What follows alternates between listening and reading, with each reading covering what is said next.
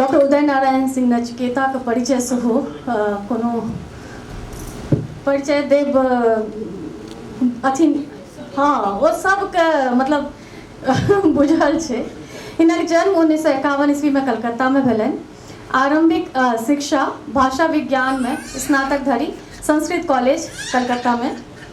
शिक्षा बीए सम्मान भाषा विज्ञान ईशान स्कॉलर कलकत्ता विश्वविद्यालय और से 1972 में। एमए भाषा विज्ञान पीएचडी भाषा विज्ञान दिल्ली विश्वविद्यालय और 1979 में दिल्ली विश्वविद्यालय से भाषा विज्ञान में सर के पीएचडी के उपाधि प्राप्त भेलन। मैथिली साहित्य मध्य छद्म नाम नचिकेता के नामे मैथिली आ बांग्ला साहित्य कवि आ नाटककार के रूप में प्रख्यात नचिकेता सर एखन धरि हमरा लगे ई मिला के 5टा कविता संग्रह मैथिली में, 11 गोट नाटक मैथिली में, 6 साहित्यिक निबंध आ 2टा कविता संग्रह बांग्ला में। एकर अतिरिक्त एही दुनू भाषा और अंग्रेजी में कतेको पुस्तकक अनुवाद क चुकल छथि। भाषा विज्ञानक क्षेत्र में 10टा पोथी आ 220 शोध पत्र हिनक विश्व भरिक पत्रिका जर्नल सब में प्रकाशित छनि। 1966 में 15 वर्षक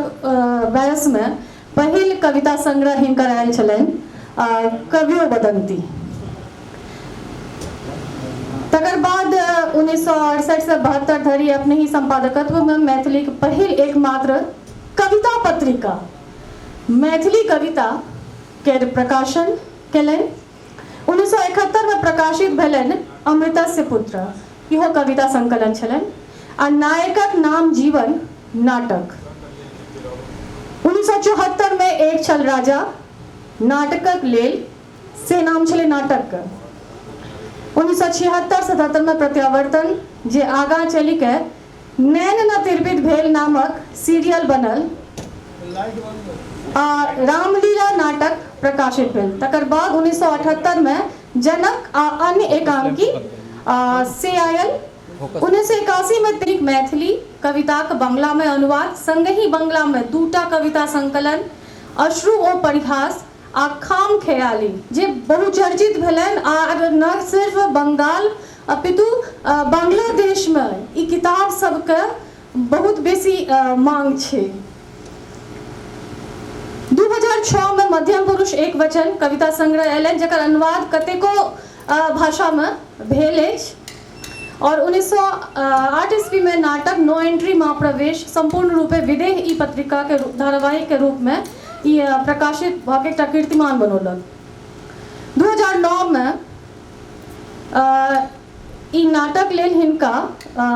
कीर्ति नारायण मिश्र साहित्य सम्मान भेटलनि। 2000 से लके 2009 धरि केंद्रीय भारतीय भाषा संस्थान मैसूर में निदेशकक पद पर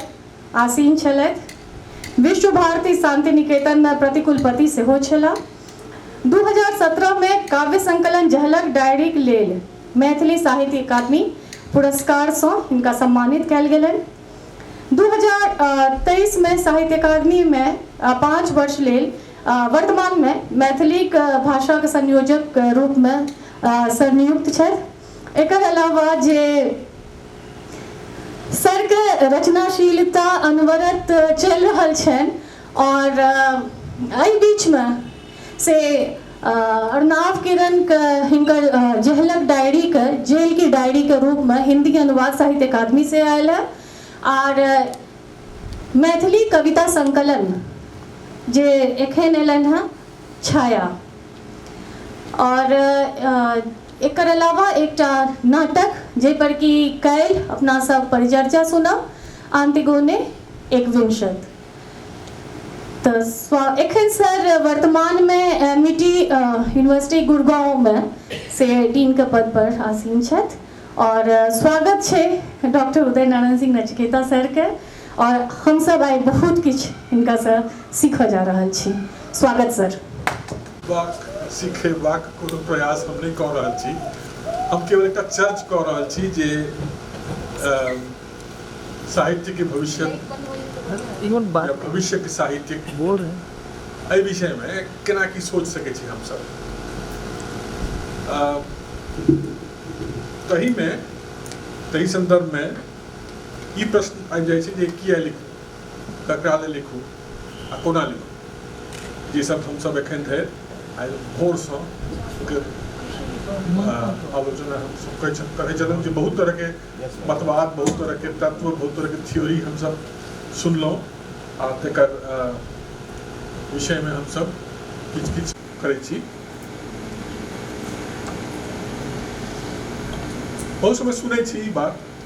जे पाठक सब कतऽ चलि गेला। कतेक गोटे पूछै छै जे पाठक सब एखन किया नहि दिखाई दै छै, पोथी किया नहि बिकाइ छै। ना तऽ बेसी परेशान रहै छै प्रकाशक जे होइ छै से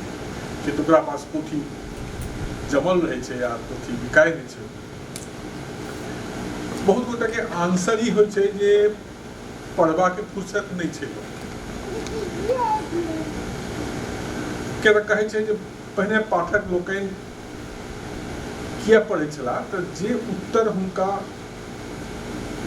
बहुत प्रयास करलाक बादो नहीं भेटै छल से कोनो पोथी उठा के पढ़लासँ हुनका उत्तर भेट जाइ छलै। तऽ जे किछु मन में शंका एकर समाधान कोनो न कोनो पोथी में, कोनो न कोनो रचना में, क्रिएटिव राइटिंग में उनका भेट जाए छलै। तऽ आब तऽ सर्च इंजिन तऽ बहुत बनि गेलै, गूगल से लऽ के कतेको सर्च इंजिन बनि गेलै। तऽ आब तऽ ओ सर्च के लेल पाठक के उपन्यास, कथा, कविता पढ़बाक आवश्यकता छै नहीं। अहाँ सर्च करू, अहाँके भेट जाएत उत्तर। तऽ आब जे कृत्रिम बुद्धिमत्ता, आर्टिफिशियल इंटेलिजेंस आबि गेलै घर में, अहाँके मोबाइल तक केवल लैपटॉप पे भेटै छै से नहीं, आब तऽ मोबाइलो में आबि गेलै। आ मोबाइल में अहाँके टाइप करऽ पड़त सेहो जरूरी नहीं, मोबाइल में अहाँ वॉइसो से सर्च कऽ सकै छी। पूछ लिअ कोनो बात तऽ ओकर उत्तर अहाँके भेट जाएत जे गत 10 वर्ष में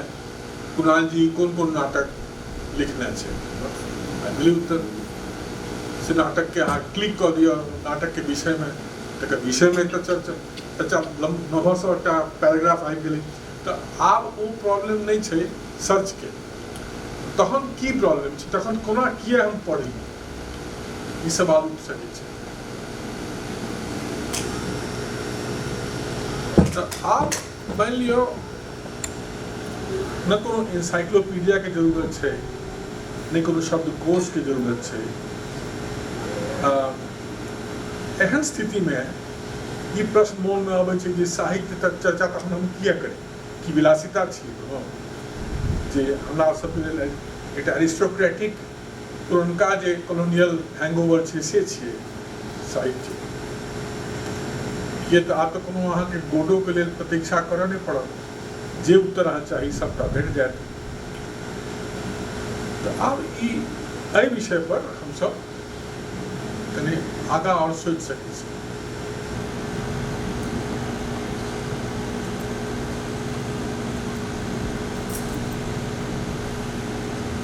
हमर सृजन कर्म जे होइ छै से कोना होइ छै आ तकर भीतर में एकर कारण की होइ छै, तकर पाछा कोन फैक्टर काज करै छै। तऽ एकटा तऽ फैक्टर छै जे जरूरत छै कि 1976 में मध्य प्रदेश में भोपाल में जखन हम आयल छलहुँ, ओ एक अद्भुत समय छल जखन राति भर यात्री जी की कविता, त्रिलोचन की कविता, रमेश चंद्र झा के हुनकर कविता सबटा हम सब सुनै छलहुँ ओतऽ भोपाल में। जाके 3:30-4 बजे करीब ओ सेशन हमरा सबके पूरा होइ छलै। तऽ तखन एकटा सवाल हमरा से पूछल गेलै, अशोक वाजपेयी संपादक छलाह पूर्वग्रह पत्रिका के, जे केओ पूर्वग्रह नहीं देखने छै तो पूर्वग्रह देख सकै छै। मध्य प्रदेश में एकटा देखै लायक पत्रिका छै, तऽ संग्रहणीय छै एकटा। हाँ, तो एकटा सीरीज होइ छलै कविता की जरूरत, नेसेसिटी ऑफ पोएट्री, वो की छै। तो एकटा समय छलै जखन जरूरत जे छै से बहुत इम्पोर्टेंट होइ छै। जे जरूरत हो तखने अहाँ किछु बनायब। अहाँके दूर जयबाक जरूरत छै तऽ हवाई जहाज बनाउ, साइकिल बनाउ, गाड़ी बनाउ। साहित्य के तहिना जरूरत के माध्यम से एक डिफाइन कयल जाइ छै। तेकर जरूरत के पहिने जरूरी छै ई देखबाक जे हमरा जते मांग छै तकर आपूर्ति हम कऽ सकै छी कि नहीं, हमरा तकर आर्थिक प्रबंध में छै कि नहीं। तऽ नीक लेखन, भव्य रंगमंच, नीक कविता, गीत, कलाकृति सबटा हमर जीवन में तखन आवश्यकता द्वारा डिफाइन होइत छलै। तो चित्रकार हो, चाहे संगीतकार हो, फिल्म निर्माता हो, रंगमंच में नाटक के प्रयोजक हो या लेखन हो, एही बात पर 19वीं शताब्दी धरि जीवित रहला, आगू बढ़ैत रहला। तकर बाद हम की देखै छी, तकर बाद 20वीं शताब्दी में देखै छी एक भयंकर पतन होइ छै। एकटा नहीं दूटा विश्व युद्ध होइ छै, कोल्ड वॉर कतेको होइ छै, बहुत तरह के जे विश्वासघात हम सब देखै छी, जे विश्वासघात इजराइल के संदर्भ में कही कि रशिया यूक्रेन के संदर्भ में कही कि भारत पाकिस्तान के संदर्भ में, हर जगह एंगोला वॉर में कही, अफ्रीका में हर जगह विश्वासघात होइ छै। आ तकरा संग हम देखै छी एकटा औद्योगिक क्रांति भऽ रहल छै, एहन टेक्नोलॉजी आबि रहल छै, एहन चीज आबि रहल छै जेकर परिणाम की होइ छै।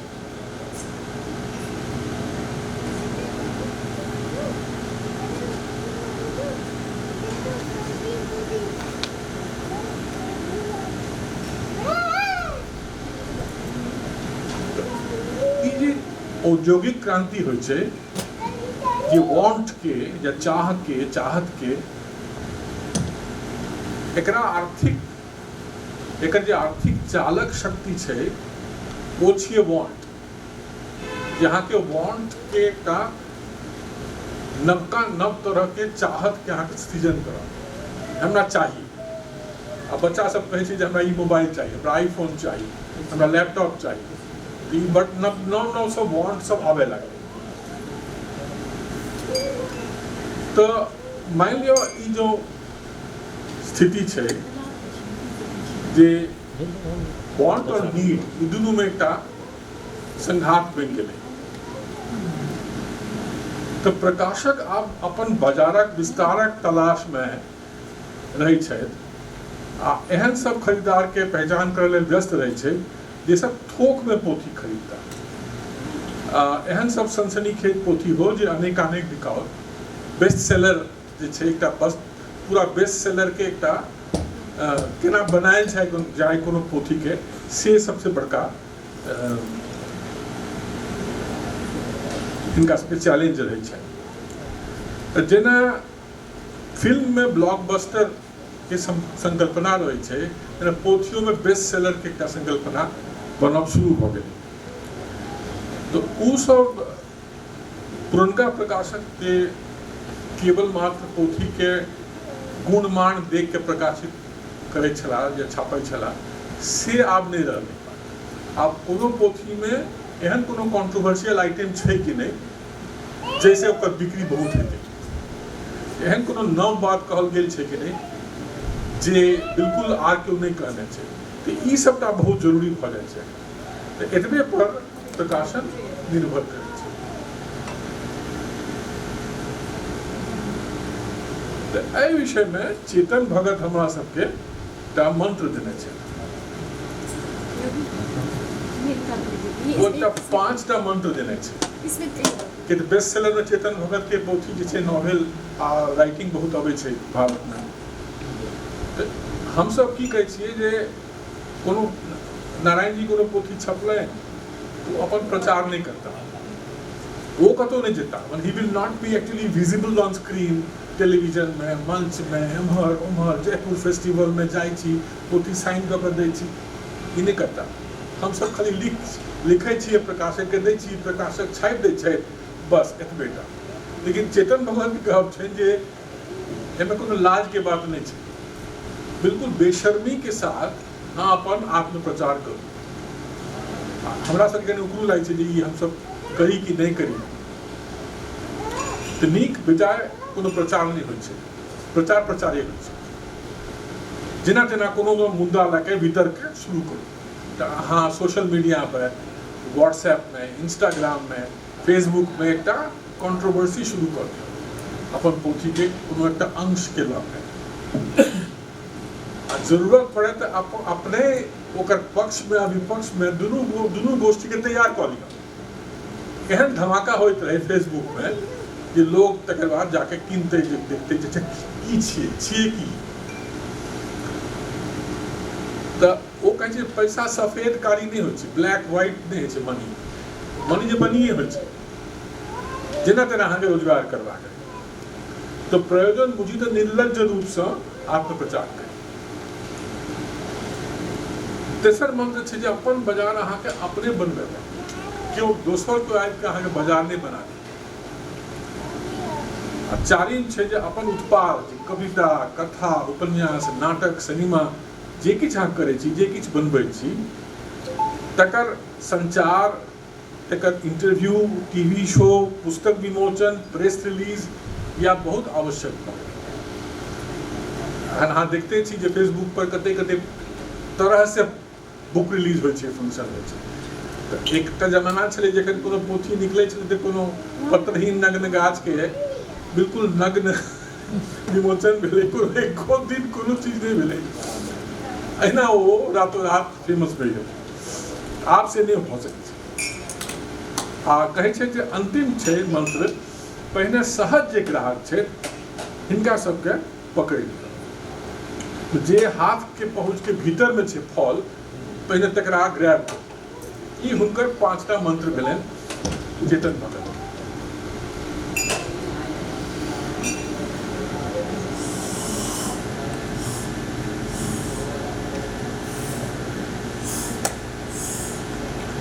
तो आब एहन युग में हम सब घुस गेल छी एहन प्रवेश केने छी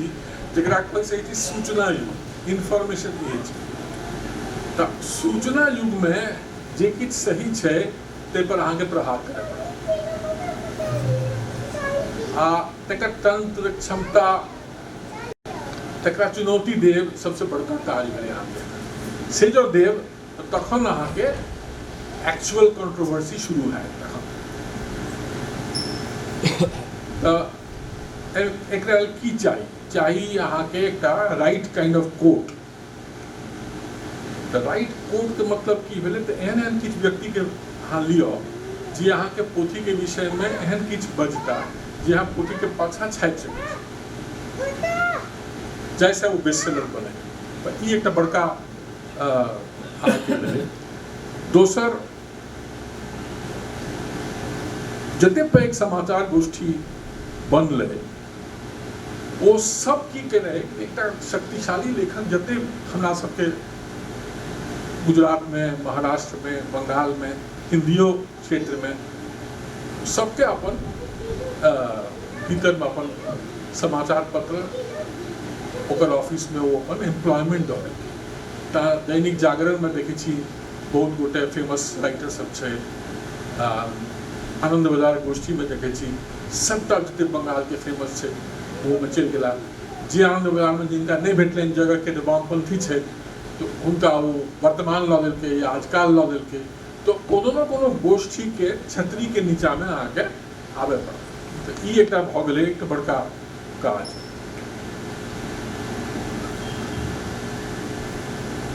पहिने लेखक से ई पूछल जाइ छलै जे अभाव कतऽ छै कोन जे कमी छै पैसा के कमी छै रोमांस के कमी छै ऐश्वर्य के दिखावा के कमी छै जे एहन कोनो अपवित्र नेटवर्क कनेक्शन तकर पहचान के कमी छै तऽ ताहि पर अहाँ फोकस करू तऽ ताहि पर अहाँ सिनेमा बनाओ ताहि पर अहाँ नाटक लिखू ताहि पर अहाँ साहित्य सर्जन करू तखने अहाँके संभव भऽ सकै छै तऽ देखऽ पड़त ताकऽ पड़त जे अभाव आवश्यकता कतऽ छै ई भेलै सबसे इम्पोर्टेंट चैलेंज छलै एकटा समय में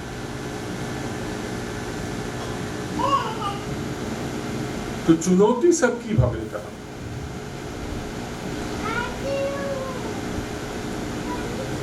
एकटा युगक प्रतिमान तऽ आजके अजुका जे समय भेलै दुनू में एहन परिवर्तन कोना भऽ गेलै तऽ जते हमरा सबके इलेक्ट्रॉनिक मैगजीन पहिराबे लागलै डिजाइन जते आवे लगले या ब्लॉग पोस्ट जते आवे लगले या फेसबुक के या इंस्टाग्राम में जे इंस्टा पोएट्री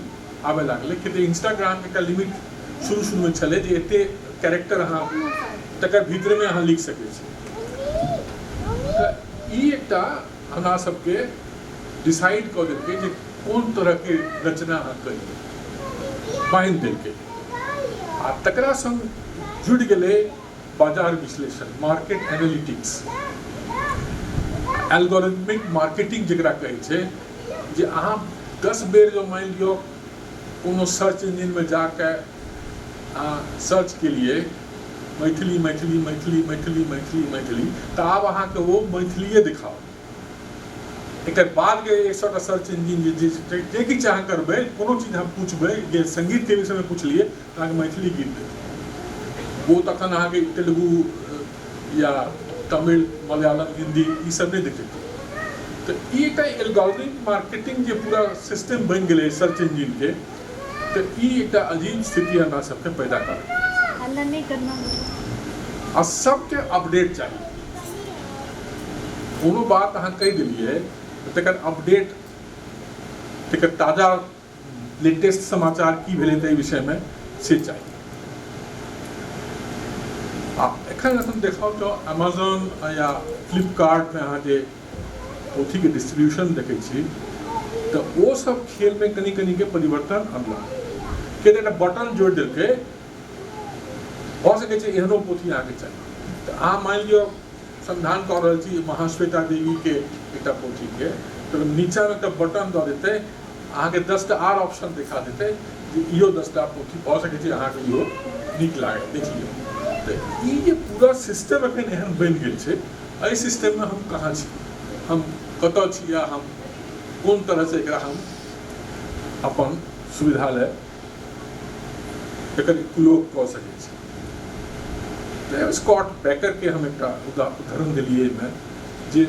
पुरनका जे कल्चर के एकटा रेन फॉरेस्ट छलै जे हमरा सबके रोमांटिक धारणा छलै जेना होना चाहिए वो सब का अब हटि गेलै तो आब हम सब नव तरह से सोचब तखने हमरा last slide The old rainforests of culture have been cleared away, and literature, with its prehensile hands and brachiating arms, now reaches for heights it can no longer climb and stares into distances it can no longer see. आज जो एक बीच में dune से देखने हैं, dune 1 part 1 और dune part 2 देखने हैं,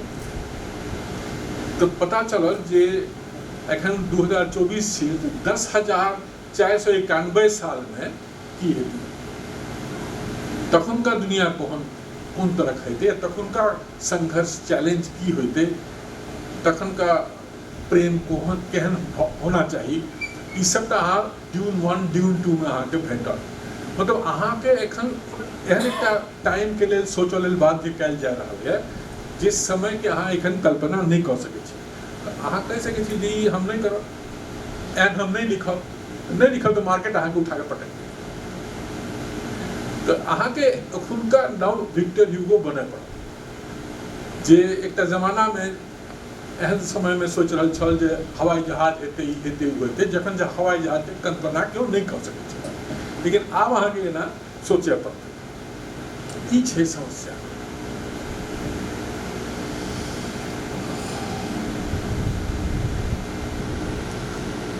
तो एखन समस्या ई छै जे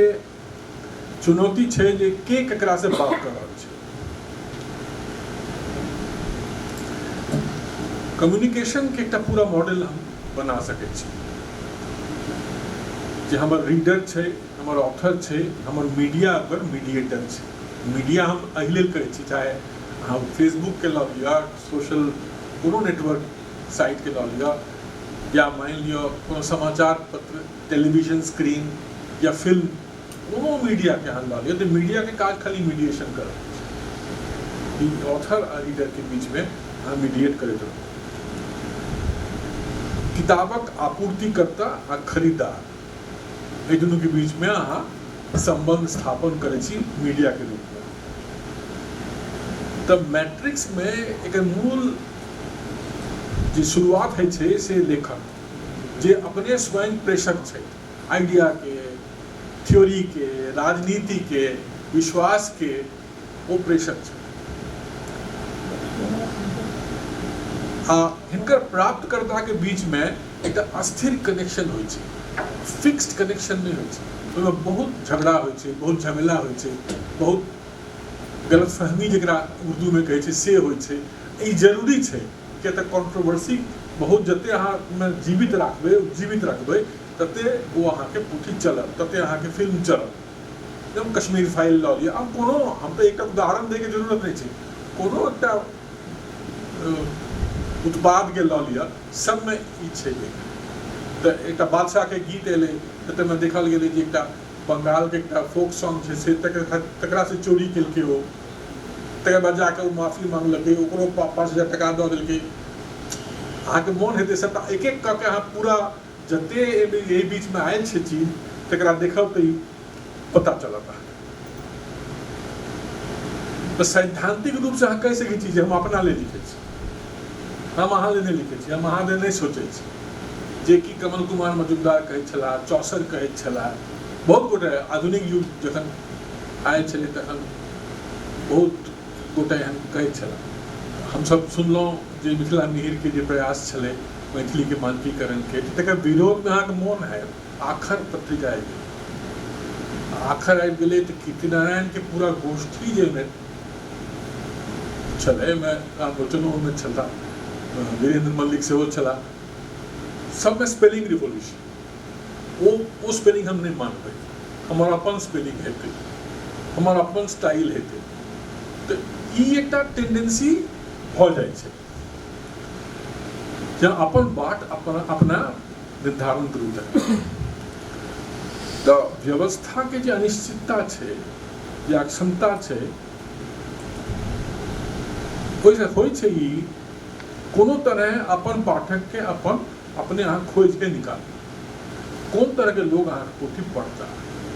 से एकटा बड़का बात भऽ जाइ छै। खरीद बिक्री के एकटा एल्गोरिदम, एकटा बीज गणित बनि जाइ छै जे देखब जे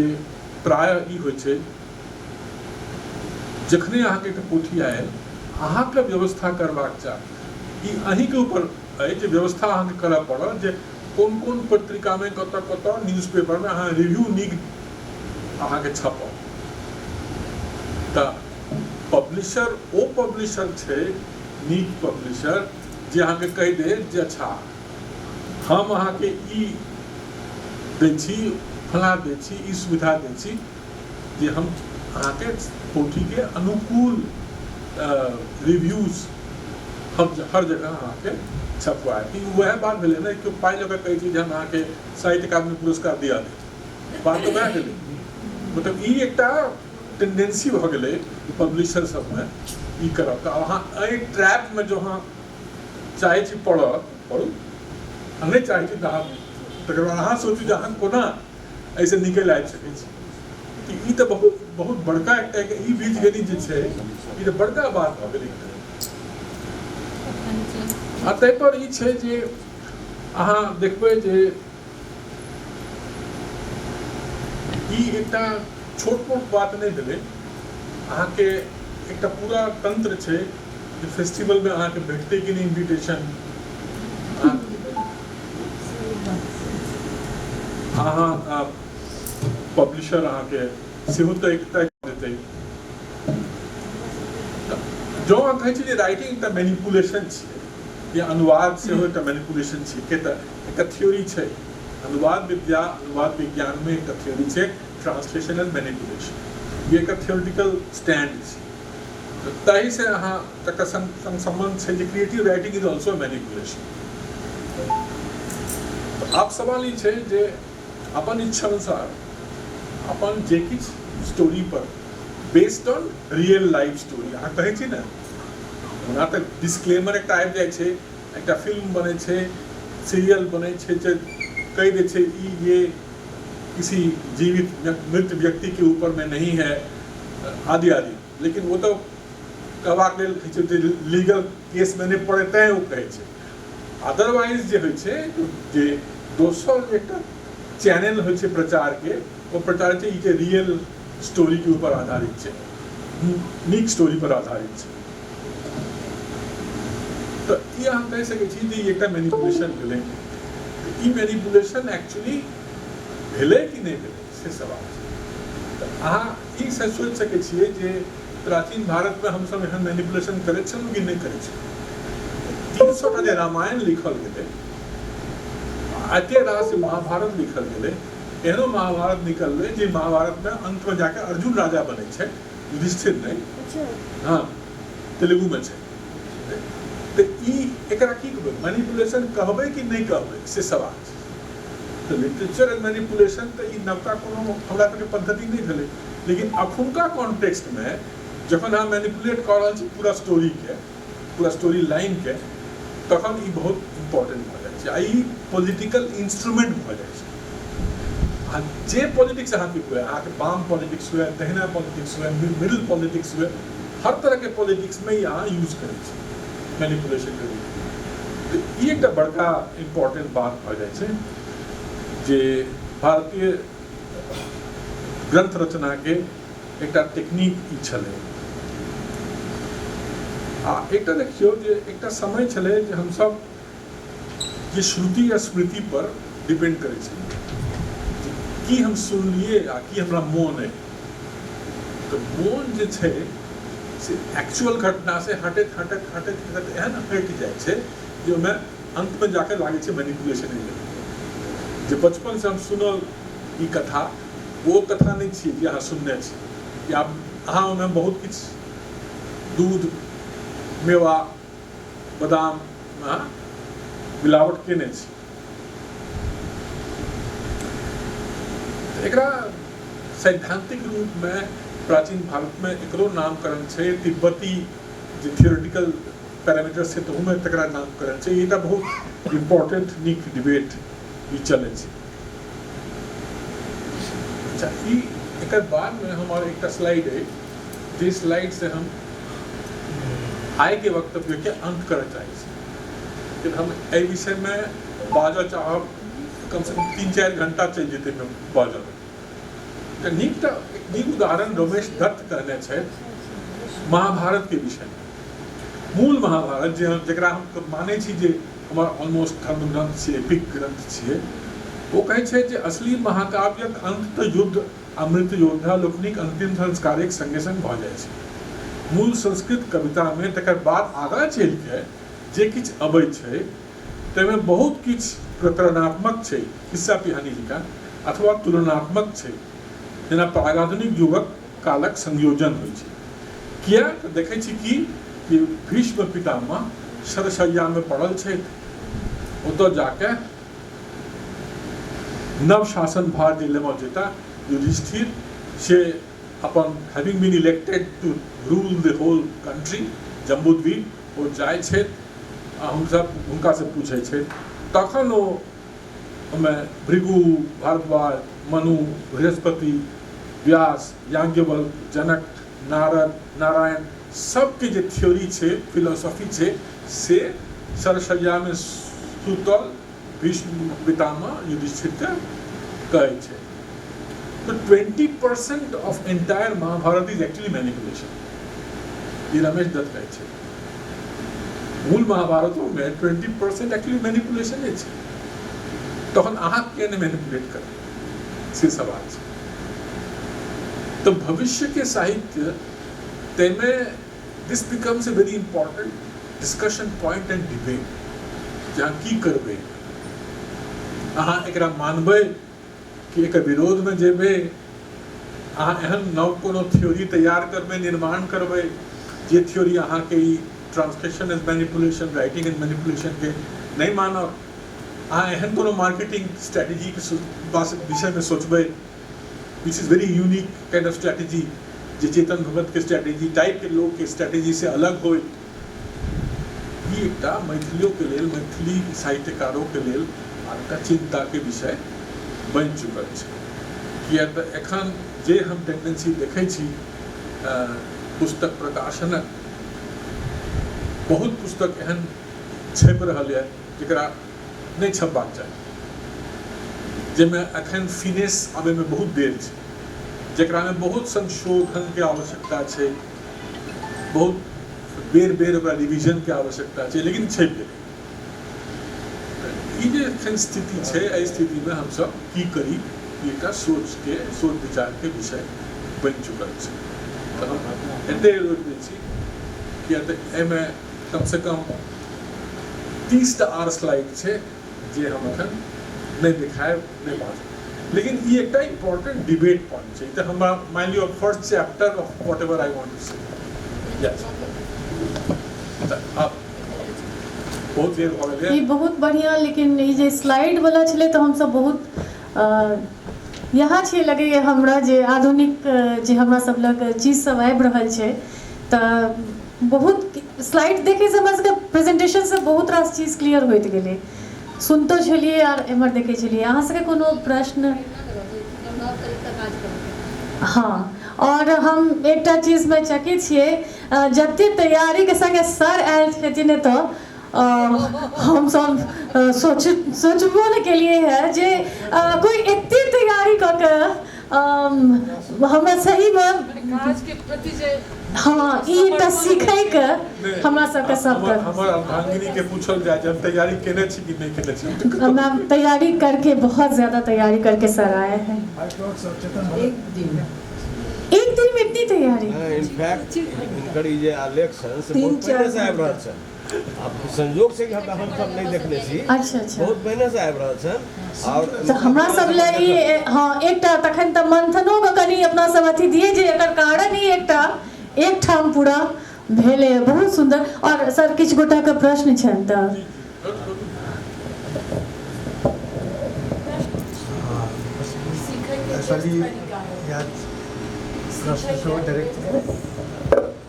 हाँ ये थोड़ा लंबा बोले। हाँ बहुत बहुत धन्यवाद, बहुत मतलब गुणवत्तापूर्ण जो आलेख कह दिए अपने। और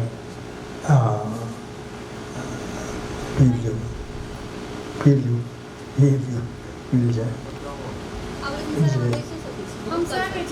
ये अच्छी पर कुर्सी पर। हाँ ई ठीक जगह है, ई बेसी बढ़िया। ई तो कखनो मंच के नीचे उतर जाओ, विद्वत्ता से अपने हिला दिलिए। आर्टिफिशियल इंटेलिजेंस जे एखन आबि रहल छै जे रूप में, जैसे चैट जीपीटी कहे या नया टेक्निक जे आबि रहल छै, कहल जाइ छै एकटा भस्मासुर जकाँ आबि जेतै। भस्मासुर आबिए गेलै, अब 3-4 साल में पूरी दुनिया बदल जेतै। 3-4 साल नहीं, अजुका स्टैटिस्टिक्स छै जे साइंटिफिक पब्लिकेशन है एखन संभवतः 30-40% of writing of all scientific publications, technical publications are drawing from artificial intelligence. खाली चैट जीपीटी एकटा छै से नहीं, बहुत तरह के छै। इनफैक्ट एक गोटा छै जे जयपुर फेस्टिवल चलबै छै, नमिता गोखले, हुनकर बेटी एखन लिटरेचर के एकटा नवका सॉफ्टवेयर लेके आयल छै जे अब उनका वो अब हाँ कैसे की चीज़ मैथिली में वो सॉफ्टवेयर नहीं चलते, लेकिन अंग्रेजी राइटिंग में चलते। वो अहाँ के एहन मदद करत जिसमें अहाँ यू कांट ट्रेस इट बैक। चैट जीपीटी में अहाँ ट्रेस बैक कऽ सकै छी जे ई आर्टिफिशियल इंटेलिजेंस के यूज केने छै नहीं केने छै, ओहिमे ट्रेस बैक के राइट जे रूट छै से वो हटा देते। तो आप देखियो कते कते नव तरह के एक्सपेरिमेंट सब लऽ के आबि रहल छै साहित्य सर्जन के क्षेत्र में। हाँ एहि क्षेत्र में आबि रहल छै। ताहि दुआरे एहू क्षेत्र में जे रिवोल्यूशन भऽ रहल छै, ताहि में जे हमरा लगैए एकटा जे हम डिस्कशन देखलिए जे कंटेंट राइटिंग जे नॉर्मल वे भऽ रहल है, जे रियल कंटेंट कऽ रहल है, जे अपने कऽ रहल है, ओकर कोनो अल्टरनेटिव नहीं बनते। इवन आफ्टर जे इंटेलिजेंस हेतै, जे कंटेंट राइटिंग के रोल जे छै ने वो खत्म नहीं तो हेतै। कंटेंट राइटिंग के समस्या ई छै जे हम सब तो जे चीज सोच नहीं सकै छी। हमर एकटा बहुत परम मित्र छला, बहुत नामी उपन्यासकार कथाकार कवि दिव्येंदु पालित उनका संग हम इटली में 1 महीना तो उनका स्पेशलाइजेशन की छले जे एकर बाद जे साहित्यकारक निधन हेते बंगाल में तिनका विषय में पहले से वो ऑबिचुअरी लिख के रखे छे तो ओहन मर्मस्पर्शी ऑबिचुअरी अहाँ सोच नहीं सकै छी त अहाँ के आश्चर्य है पता नहीं गुलाल जी के जो नोटिस केने छे कि कलकत्ता में ककरो डेथ भेले शंख घोष के डेथ भेले तो आनंद बाजार में अहाँ के within few minutes within few hours शंख घोष के ऊपर में अहाँ के 5 पेज निकल गए बुझे कि नहीं तो एबे कोनो आर्टिफिशियल इंटेलिजेंस नहीं छे रियल इंटेलिजेंस छे रियल इंटेलिजेंस छे लेकिन वो जे समाचार गोष्ठी छे आनंद बाजार पत्रिका ओकर वो एक गोटे प्रख्यात उपन्यासकार के एम्प्लॉय केने छले एहि लेल जो बहुत सुंदर ऑबिचुअरी लिखते एहन ऑबिचुअरी लिखते जे अहाँ के एकदम अहाँ के कना दे तो आप बुझो आर्टिफिशियल इंटेलिजेंस जो में जोड़ दी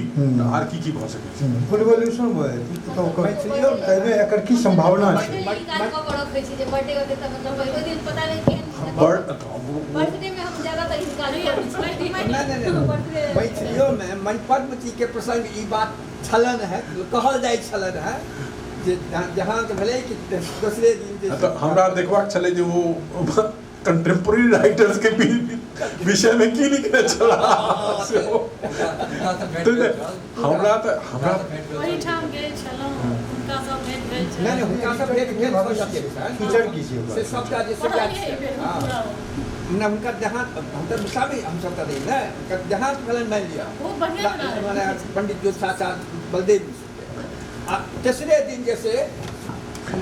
एतबेटा नहीं वो आनंद बाजार जे करे छ एखनो करे छ व्यापक बात कहलो मैथिलियों में माने ई शुरू आरंभिक से हुनकर रचना में देखल जा सके जेना फोटोग्राफिक इमेज के तो लोग करे छले हम सब जाने छी जे फोटो फाइल में रहे छे फाइल फोटो जकरा कहै छे रहे छे बहुत तरह के बहुत सिचुएशन के लेकिन एहि तरह से हम सब पहले नहीं सोचने छलहुँ जे राजकुमार चौधरी सेहो ऐसा तरह काज करै छला राइटिंग छला से बिना कोनो आइडिया चाहे लेस्बियन या कोनो वाला आइडिया आबऽ से पहिने हुनकर एकटा उपन्यास रेडी बनै छलै और देखल गेलै बात हमें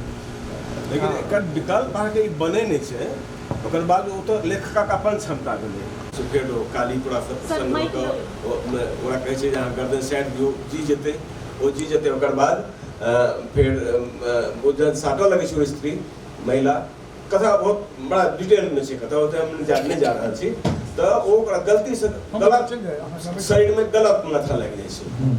माने जे ओकर पति छले तकर माथा लग जाय छै ओकर प्रेमी के माथा शरीर में आ प्रेमी के माथा लग छै पति के अब ई होइ छै कि जेकरा जे शरीर पर पति के माथा लागल छै पत्नी ओकरा संगे रह लगे छै ओकर बाद देखल जा रहल छै कि दुनू के जे शरीर धर्म छै दोनों के शरीर धर्म में डिफरेंस है हाँ मस्तिष्क धर्म में से डिफरेंस है क्या तो प्रेमी छले से बलिष्ठ छले और पति जे छले से दुबला पतला सिकिया पहलवान छले तो आब जैसे से पति बलिष्ठ छै पति बलिष्ठ शरीर वाला तो प्रेमी वाला माथ लाग गेल छै अब सिकिया शरीर पर पति वाला माथ पति प्रेमी वाला माथ लाग गेल छै तकर बाद काज करऽ लगे छै मस्तिष्क तो वैसे छै मस्तिष्क वर्क करऽ लगे छै जब वो मस्तिष्क वर्क करऽ लगे छै ओकर तकर बाद ई आधुनिक राइटर बीच में आबै छथिन तकर बाद एकटा अंग्रेजी उपन्यास नाम बिसरि रहल छै शायद छै अदर्स फेस कऽ एहन सन किछु उपन्यास छै एकटा कोनो उपन्यास छै जे पर ई बात होइ छै कि ओकर बाद वो परेशानी में पड़ि जाइ छै कि ओकर मस्तिष्क तो वो काज कर रहल छै शरीर किछु आओर छै तऽ ओहिमे अगेन ओकरा जे छै आत्महत्या करबाक मोन होइ छै और एकर बाद अबै छथिन अपन इंडियन राइटर गिरीश कार्नाड हाय मदन नाटक चल रहा है एक बात हम और बहुत बढ़िया कहलिए वो संस्था अथी वाला जे ठिका लै छै हमरा पाई दे तोरा किताब छाप देबो तोरा हम अथी करबा देबो की कहै छै की होइ छै लोकार्पण करबा देबो प्रपोजल करबा देबो समीक्षा लिखा देबो एकर बाद पुरस्कार दऽ देबो हां मंच दिया देबो पुरस्कार ले देबो आ ओ प्रकाशन संस्थान खूब ब्लूम केलकै दुनू मिलके 250-300 साहित्यकार पैदा करके पूरा भंडार के जैसे जय श्री राम कर देलकै। हाँ ठीक छै, ई बात छै कि ओकरा पास बहुत पैसा भऽ गेलै या ओते पैसा प्रकाशक मैथिली प्रकाशक के नहि होइ छै। अब ई एकटा चिंता और शोषण के बात बनै छै जे हमरा लगन स्थिति छै अहाँ सिनेमा बनबै छी तऽ VFX के यूज करै छी। हालो मैथिली में फिल्म बनल और VFX के जबरदस्त अप्रोजक सनक यूज करके और बाहुबली सब के अगर सामने रख कर करी, लेकिन एक नजर रखो सब चीज में, हर चीज में VFX कैनॉट वर्क एक्चुअली। माने बहुत चीज बहुत तरह के थीम एहन होइ छै, ओइ थीम में VFX के जरूरत नहीं होइ छै। इनफैक्ट हमरा मोन छै जे एक बेर छवि विश्वास के एकटा एक्टिंग करैत छै, छवि विश्वास के के छला फिल्म डायरेक्टर सत्यजीत रे छला कि छला, वो कहलखिन जे नहीं ऋत्विक घटक कहलखिन जे अहाँ के 18 मिनट धरि एक सीन करऽ पड़त जिसमें कोई ब्रेक नहीं, यू कांट ब्रेक इट। कहलखिन पुरनका जमाना में अभिनेता सब सेहो एहन प्रस्तुति दे के अबै छला जे अहाँ 17टा कैमरा यूज केने छला ऋत्विक घटक में। अहाँ कैमरा वो तो अहाँ के प्रॉब्लम छै, टेक्निकल इज योर डिपार्टमेंट, हम तो अभिनय करब खाली, तो हम अपन बेस्ट पॉसिबल फुट फॉरवर्ड हम करबै। ऐसे लेखक के एखन स्थिति छै जे मैथिली लेखक हम सब कतौ छी कि नहि छी एहि स्थिति में ओहि ढंग के सोचा हमरा सुन नहीं आ अहाँ के प्रश्न ओहि ठाम दिव्यांग पालित के किताब छै, दिव्यांग पालित के अनुभव तो में छै 10टा अहाँ के 10टा इंटरव्यू टा छै सेक्स वर्कर के देवर मोहन का साहित्य अकादमी पुरस्कार भेटल छै। ओहि ढंग के हम सब सोचियो नहीं सकै छी जे कि हमरा समाज में आबि सकै, तो तो बहुत ऊंचाई पर लागल। अब मान लिए सर ये विषय पर लिख दिए तो समाजो स्वीकार करते स्वीकार करते नहीं करे छै, यहाँ दिक्कत छै। बहुत क्लासिकल छै वो नोवेल, बहुत क्लासिकलिटी छै। अहाँ दीपा जे कहलन ना ई बात रियल प्रॉब्लम छी, जे दीपा कहलन से रियल जे प्रॉब्लम मैथिली साहित्य जे समाज, मैथिली साहित्य टा में ई फेनोमेना काज कर रहल छै। लेकिन जब मैथिली साहित्य समाज यात्री जी के उपन्यास के एक्सेप्ट कऽ लेलकै, राजकमल के उपन्यास के एक्सेप्ट कऽ लेलकै, जेमे अहाँ एहन थीम देखेने छी जे थीम तखुनका जमाना में 1937 1945 सोचि नहि सकै छी, तहन तकर माने की भेलै जे अहाँ के लेखनी पावरफुल जे हेतै हो सकै छै अहाँ एक्सेप्ट माइंड केते किया न मानते। हमरा कहा के साहस चाही, जे परिवर्तन लग पर देखिए साहस तो चाहे करी तो अहाँ जखन शबर के ऊपर में जे प्रॉब्लम छै महाश्वर देवी जखन लिख रहल छली वो ट्राइबल बेल्ट के ऊपर में, या मान लियो जखन अमीर हुसैन मजूमदार बंगाल में वो लिख रहे छला जे नॉर्थ बंगाल में जे डिजेनरेशन भेल छै, जहाँ इंडस्ट्रियलाइजेशन जे आनलिए ते में जे लैंड रिफॉर्म कर लिए, दोनों मिल के जे एकदम अपन जमीन से अपन धरोहर से अपन सत्ता से वंचित भ गेलै सामान्य आदमी, तकर जे वो अपन उपन्यास में अपन ओकर चर्चा करै छै। या मान लियो अहाँ के ढोढ़ाई चरित मानस में जे बड़े पैरोडी रामचरित मानस के ढोढ़ाई के लके कह देलकै ओहि जमाना में तो अच्छा वो कतऽ रहै छला, मिथिलांचल में रहै छला, तखन ओतऽ रहि के बंगाल में बंगला में लिखै छला। 6टा उपन्यास लिखने छै सत्यनारायण भारती, रेणु जी बहुत हां पसंद करै छै कोई उपन्यास के अहाँ के से भूमिका छै। हां छै तो आप कहै छी जे नहीं करते लोग, तखुनका कोनो एकटा नव वस्तु अहाँ चलाएब ना तो वो प्रॉब्लम हेबे करते हैं। मान लियो कीर्ति नारायण जी के अहाँ नीक कभी कहै छी क्या नहीं कहै छी, लेकिन कवितावाद के जो शुरुआत केने छै तो ई त 1968 में कवितावाद मैथिली में आबि गेलै से तऽ अद्भुत भऽ गेलै ना। नो डाउट लेकिन तैयो तो साहस तऽ चाहिए। जब पॉइंट अहाँ रखलिए सब पॉइंट से मुंह वाइब पर ठाढ़ छै आ ओकरा हम सब एड्रेस नहीं कर पाबि रहल छी और एक फौरी तौर पर नहीं कर सकै छी आनंद फानंद में ओरा ले अपना सबके बहुत गहन लोग से सोच नहीं हम तो खाली प्रॉब्लम हमार काज भेले मंथन भेले या जे के सोचले बात दिखा लेलो आब अहाँ सोचू भैया एकटा ई दिल्ली से ले था पूछा चाहे छै। अवश्य हमरा सबसे पहले ई कह के छला जे अहाँ जी आईजी रूम के एटमॉस्फेयर देख कर अहाँ ई प्रेजेंटेशन देलिए जे एहिमे कि लोग सबके अखन तक यह प्रॉब्लम है जे मिथिला के कल्चर के आगू केना बढ़ाओ तो अहाँ एक सोल्यूशन सबके दिखा दिलिए जे ऑथर सब जे छै ई तरीका से अपना हम सोल्यूशन नहीं देखेंगे, हम कहलिए जे आम लोग दोसर भाषा के साहित्य में एखन की चल रहल छै तो हम मैथिली में चाही एहन चलावल चाहे छी कि हम नहीं चाही से हम प्रश्न थोड़ी तो हम जो मान लियो अगर दोसर रूट में उज्जैन आवे के चाही जे डायरेक्ट रूट से हम नहीं आवे चाही छी तो कोना आए से सवाल छै। हाँ तो अहाँ जी बहुत सारे एग्जाम्पल्स दीजिए जेना कि अहाँ इहो शेयर कीजिए जे ऑथर सबके पास एगो आर्ट ऑफ वो छै कि मतलब आर्ट ऑफ मैनिपुलेशन होइ छै जे आर्ट ऑफ मैनिपुलेशन तो वो दू गो वे में होइ छै जे जेना कि अहाँ शेयर कीजिए जे भागवत सॉरी महाभारत में 20% मैनिपुलेशन छै तो वो एकटा गुड वे में मैनिपुलेशन छै कियाकि वो समाज के अच्छा चीज सिखाबै ले मैनिपुलेट भ रहल छै। हम गुड बैड के नहीं छै सवाल जरूरी छले कि सरसरिया में देखियो प्रैक्टिकल प्रैक्टिकल हाँ अगर फिल्म बनाओ विश्व सुतल छै सरसरिया पर बाज रहा है पूरा भारत के फिलोसफी के ऊपर में अहाँ के आधा घंटा वो फिल्म चलते वो फिल्म तक फ्लॉप हो जेते नहीं हेते नहीं चलते सवाल ई छै जे एखुनका जमाना में जो अहाँ लिखऽ चाहै छी तऽ अहाँ कोना करब एकटा प्रॉब्लम छै अहाँ युवा छी तऽ अहाँ ई विषय में सोचू एकटा समय छलै जखन हम सब अपना के विसर्जन दै ले चाहै छलिए जे हम कहै छलिए जे 13टा विद्यापति छै एतऽ 13टा चंडीदास छै कि हम लिख रहल छी चंडीदास जकाँ लिख रहल छी विद्यापति जकाँ लिख रहल छी लेकिन अपना के अपन नाम से प्रतिष्ठित नहीं करऽ चाहै छी हम चाहै छी विद्यापति के पद कहलावे एक एक्सट्रीम ही भऽ गेलै अब दोसर एक्सट्रीम भेलै हमरा में किछो क्षमता नहीं छै फुदैक रहै छै आ हमरा पब्लिशर जे छै वो बेस्टसेलर बना रहल छै तो ई दुनू कॉन्ट्रास्ट के बीच में हम सब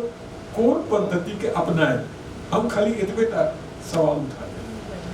सर हमरा ले एकटा प्रश्न छै एते रास चीज तऽ हम सब कहलिए है लेकिन की जे सही साहित्य छै मैथिली में से मौन नहीं भ गेलै है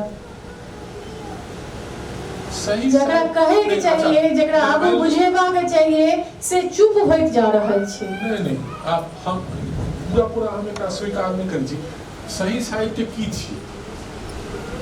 जकरा नॉलेज छै अहाँ जो कहबै जे बिना मैनिपुलेशन के जो कोनो चीज वो साहित्य साहित्य छी हम कहबै नहीं से नहीं छी ये साहित्य आ भाषा दोनों के डिफाइनिंग क्राइटेरिया भेलै प्रीवेरिकेशन ई 1960s में चार्ल्स हॉकेट हमरा कहने छै जे 16टा जे अपन क्राइटेरिया बनाने छै जे भाषा ककरा कहबै मानव भाषा के की कैरेक्टर छै एकटा कैरेक्टर भेलै झूठ बाजब आ देखियो कोनो पक्षी अहाँ के झूठ नहीं बाजि सकैया कोनो पशु नहीं घोड़ा अहाँ के बाजि सकै कोनो पशु अहाँ के झूठ नहीं बाजि सकैया खाली अहीं झूठ बाजि सकै छी किया तऽ वो झूठ बाजब जे छै ने वएह भेलै अहाँ के बेसिस ऑफ क्रिएटिविटी कला के बेसिसे वएह भेलै आ मैनिपुलेट नहीं करबै जे आर्टिस्ट बैसल छै वो मैनिपुलेट नहीं करता जी then he there's nothing everything is only tradition then how are you going to use the technology of Madhubani art या Mithila art to create something new of your own कहा जामिनी के देख लियो जे कालीघाट पट पेंटिंग जे करे छला जामिनी राय के तो कालीघाट के जे नॉर्मल पटुआ छले वो सब एक तरह से बनबै छले लेकिन why is it now known more by जामिनी राय आई ले कि वो टेक्निक के लॉ के अपना आत्मसात क के अपन तरीका से प्रेजेंट कर तो ई भेले बहुत इंपोर्टेंट जी तो manipulation is also berry necessary झूठ बाजब बहुत जरूरी छै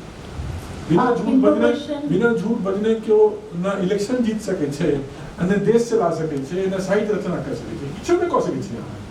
आगे झूठ तो बाजै पड़त आगे कोन फिल्म छै जे सत्यवादी युधिष्ठिर बनबै छै बेसिकली ओकरा सत्य बजवाक से नहीं चलते। थोड़े ठाड़े तो जो बोलूंगा सही बोलूंगा, सच ही बोलूंगा, नहीं ऐसा नहीं होता। ओकरा तो सब बजवाके ना छै। आ सबसे बेसी झूठ तो वैसे बजैया जे शपथ खाइए। हां, जो शपथ खाइए। बहुत बढ़िया रहले ई सेशन आ बहुत रास चीज बुझबा में एले और एकर एकटा बहुत इंटरेस्टिंग ग्रामर छै, एकर इंटरेस्टिंग फिलोसफी से हो छै जे देयर इज नो एब्सोल्यूट। हां जी, एखन जे अहाँ Brazilian writer, Latin American writer, top writer के अहाँ एखन जो पढ़बै, नोबेल प्राइज विनिंग राइटर के पढ़बै तऽ अहाँके बहुत क्लियर भऽ जायत जे ई no absolute truth and there is no darkness of mind which cannot be revealed,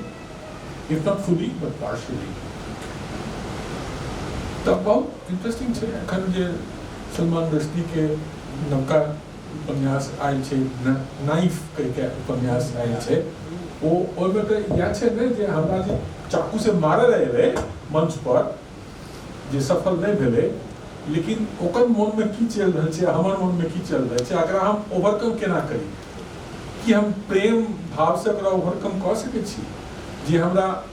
गला काटे आबि रहा है तकरा हम प्रेम दऽ के गला काटे से मना कर सके छी कि नहीं कर सके छी। अच्छा, एक और इंटरेस्टिंग छै में जे हम नहीं कहलहुँ, जेना इको क्रिटिसिज्म। आब लोग कहै छै बहुत लेटेस्ट थ्योरी छै वेस्ट में इको क्रिटिसिज्म, लेकिन अहाँ इको क्रिटिसिज्म के जो इंडियन कॉन्टेक्स्ट में देखबै तो विष्णु शर्मा की जे कथा सबटा छै, तो इको क्रिटिकल कथा छी, सबटा छै। अपन जते जंतु जानवर जते हमर पुरनका छै तकरा जे हम यूज करै छी, खैर हम आप दिस ना तखन लगे की छै सर, लगे छै कि इट इज पुरान प्रश्न छै, पुरान प्रश्न छै जे मार्क्स कहलन जे दुनिया बड़ा गड़बड़ छै, सवाल से एकरा ठीक केना कयल जाय। ई प्रश्न ओहिना के ओहिना ठाढ़ छै, यो कैसा प्रश्न ते जल्दी से उत्तरो अपना सकने के इम्पोर्टेंट बात ई छै जे मैथिली में एहि तरह के चर्चा नहीं होइ छै, आ नहीं होइ छै। हम सब संकोच करै छी, हम सब दबा के रखे छी, ई सब बात हम नहीं कह चाहै छी। हमरा सब के लेल हमर पूज्य प्रणम्य सब के प्रणम्य देवता छै सबके, नहीं होइ छै, कोनो देवता बिना दोष के नहीं होइ छै। एक पत्रिका आले मंथन देखने में तस्लीमा नसरीन के यहाँ के खिस्सा आए हैं। कलकत्ता शहर के बात उठलखिन वो एक पेड़ की मौत, तो गाछे के यहाँ के विभिन्न रूप से गाछ है, चिड़ै है, एक व्यक्ति की मृत्यु है, आ सबटा के बीच में तारतम्य हम वैसे यूनिक कहाँ के खिस्सा एहि ढंग से मैथिली में नहीं सोचल टटका में एलिए वो नाम नहीं, वो मैनिपुलेटेड है। वो जैसे ब्रेक्ट के एकटा कथि छै, कविता छै द बर्निंग ट्री, ओना जर्मन में छलै, हम अंग्रेजी में बात कर रहल छी। द बर्निंग ट्री हां ई बड़ी काज चलत, शुरू हो जात एकटा हमरा दिया जे संपन्न कली चांस की भेलै। आप कहै छथि भोजन करब की दोसर से पहले भोजन कऽ लै छी, फेर आबि जाइ छी, ब्रेक दै छै कनि, ताहि दुआरे एक बेर से जेबै भोजन कऽ के फेर आबि जेबै। चल हम सॉरी एना सफल भेल कि नहीं हमरा बहुत सफल भेलै, और हम चाहै छी कि जेना कि अखने सब माने अहाँ लिखबै, ओहिमे हिम्मत चाही, साहस चाही। आइ जेना अपने अहाँ किताब लिखलियै, बहुत से पूरा में चर्चा भेलै, लेकिन लोग जे बुझनहार छै से ओकरा मानै छै जे नहीं बहुत सुंदर किताब छै, ज्ञान तो छै, कमेंट हेबे करतै, ककरो न छोड़ल।